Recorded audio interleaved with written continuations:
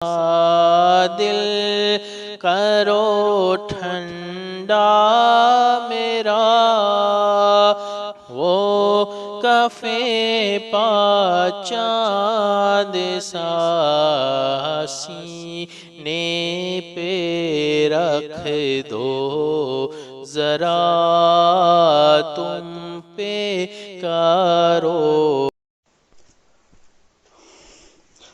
اعوذ باللہ من الشیطان الرجیم، بسم اللہ الرحمن الرحیم۔ لا الہ الا اللہ محمد رسول اللہ، صلی اللہ علیہ یا رسول اللہ، صلی اللہ تعالی علیہ وسلم، نور من نور اللہ۔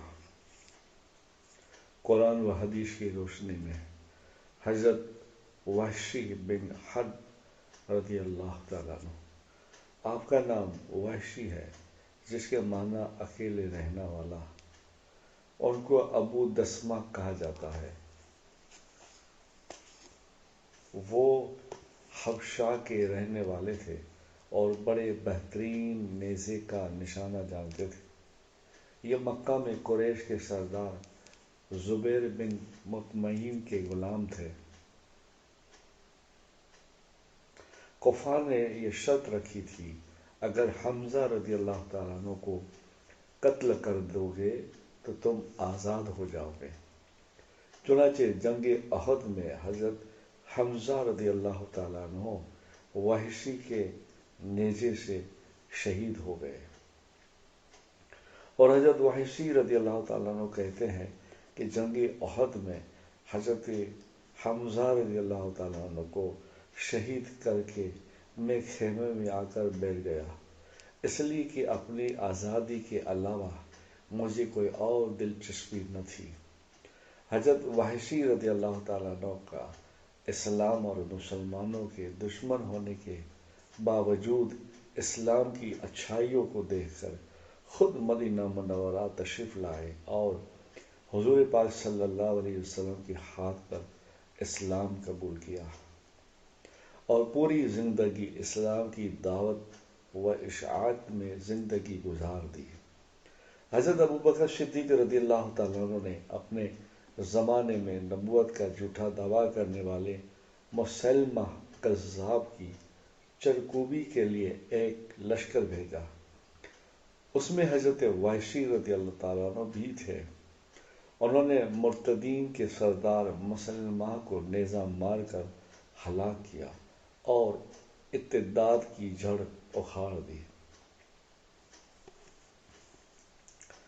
رسول اللہ صلی اللہ علیہ وسلم نے حضرت امام حسن رضی اللہ تعالیٰ عنہ کی طرف اشارہ کر کے فرمایا، یہ میرا بیٹا سید ہے اور امید ہے کہ مسلمانوں کی دو بڑی جماعتوں کے درمیان اللہ تعالیٰ اس سے صلح کروائے گا۔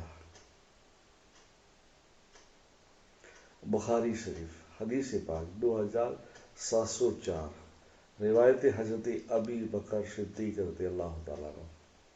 چنانچہ حضرت مولا کائنات علی رضی اللہ تعالیٰ عنہ کی وفات کے بعد حضرت امام حسن رضی اللہ تعالیٰ عنہ نے امیر معاویہ رضی اللہ تعالیٰ عنہ سے صلح کر لی، اور اس طرح حضور پاک صلی اللہ علیہ وسلم کی پیشن گوئی سچی ثابت ہوئی۔ رسول اللہ صلی اللہ علیہ وسلم نے فرمایا، مردوں کو چاہیے کہ وہ جماعت کو چھوڑنے سے رک جائے، ورنہ میں ان کے گھروں کو آگ لگا دوں گا۔ کتاب ابن ماجہ حدیث نمبر 755، روایت حضرت اسامہ بن زید رضی اللہ تعالیٰ عنہ۔ فائدہ، جماعت چھوڑنے والوں کے لیے حدیثوں میں بہت سخت وعید بیان کی گئی ہے، اس لیے کہ تمام مسلمان مردوں پر جماعت کا اہتمام کرنا اور مسجد میں با جماعت نماز پڑھنا بہت بہت ضروری ہے۔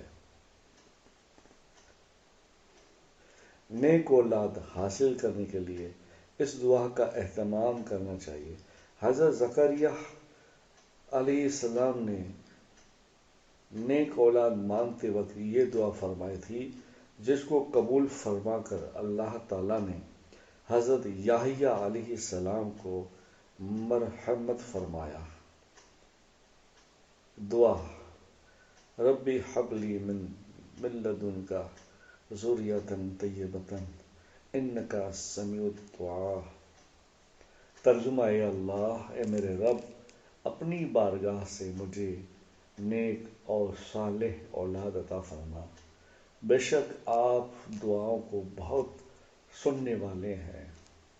قرآن پاک سورہ آل عمران آیت نمبر 38۔ رسول اللہ صلی اللہ علیہ وسلم نے فرمایا، جس نے اچھی طرح وضو کیا، پھر جمعہ کی نماز کے لیے آیا اور خاموشی سے خوب غور سے خطبہ سنا، تو دونوں جمعہ کے درمیان اور مزید 3 دن یعنی کل 10 دن اس کی مغفرت کر دی جاتی ہے۔ اور جس نے خطبے کے دوران کنکریوں کو بھی چھوا، اس نے لغو یعنی کہ بیکار باطل کام کیے، اس کے لیے نہیں۔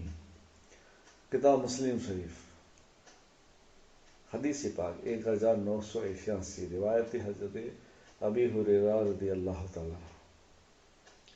قرآن میں اللہ تعالیٰ فرماتا ہے، اسراف و فضول خرچی مت کرو، کیونکہ اللہ تعالیٰ فضول خرچی کرنے والوں کو پسند نہیں کرتا۔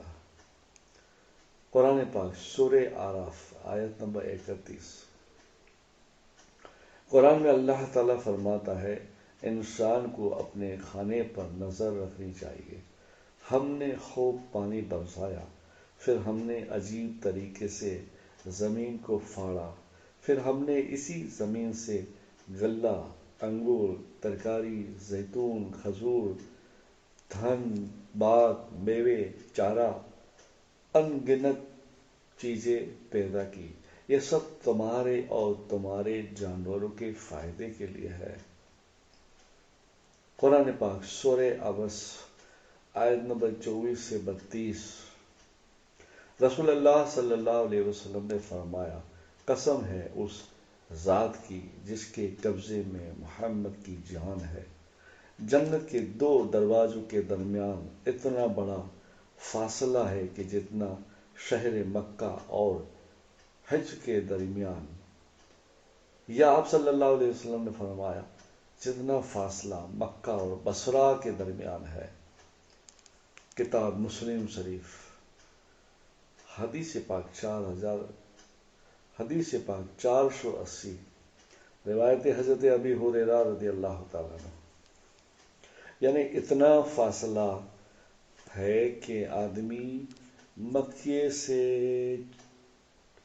چلتے ہوئے یا تو پیدل یا تو کوئی بھی سواری سے بصرہ پہنچ جائے۔ بصرہ بغداد کے کچھ علاقوں میں آیا، یعنی مکے سے بغداد کی طرف بصرہ تک۔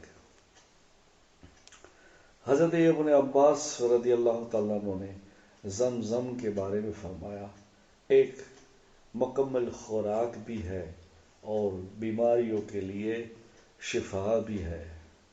بہقی شعب الایمان حدیث نمبر 3973، روایت سے حضرت ابن عباس رضی اللہ تعالیٰ عنہ۔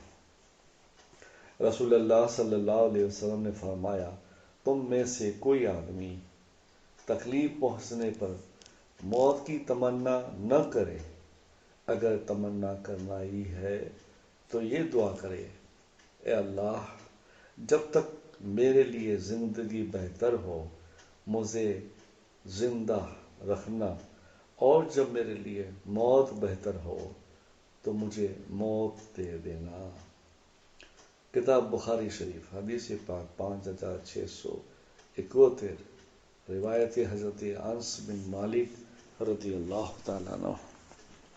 اللہم صلی علی محمد وعلی آل محمد وبارک وسلم۔